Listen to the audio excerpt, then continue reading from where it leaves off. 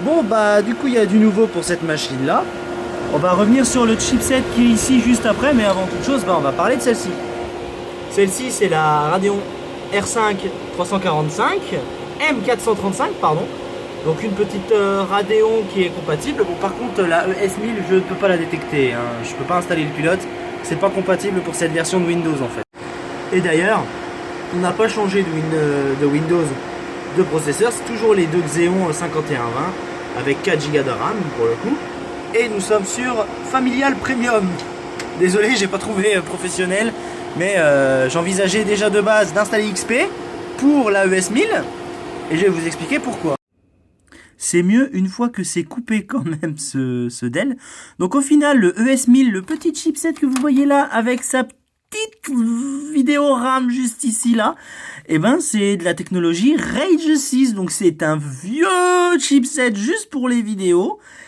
Et bah quand je suis allé voir sur la page Tech Power Up, ben j'ai ces infos là.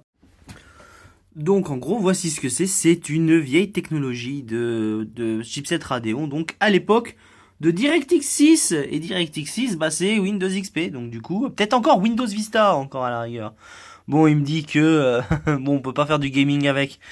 On peut faire du gaming avec ça, mais tu pourras pas jouer à des jeux extraordinaires à part des vieux jeux. Mais bah pour ce serveur, soit je dois installer Windows XP que je ne peux pas installer parce que ben j'ai pas le clavier, j'ai pas le clavier ni la souris, ça fait chier. Et dès que je veux utiliser Linux, bah ça rame un peu du cul parce que le chipset qui est là, et ben il fait pas son boulot correctement. Et puis lui n'en parlons pas, hein, il fait que dalle. Hein.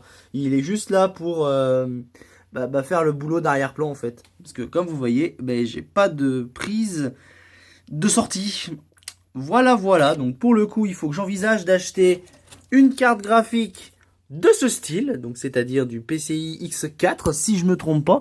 Puis en plus, c'est même pas précisé sur les Dell, alors que sur certains Dell c'est précisé. Enfin bon, bref.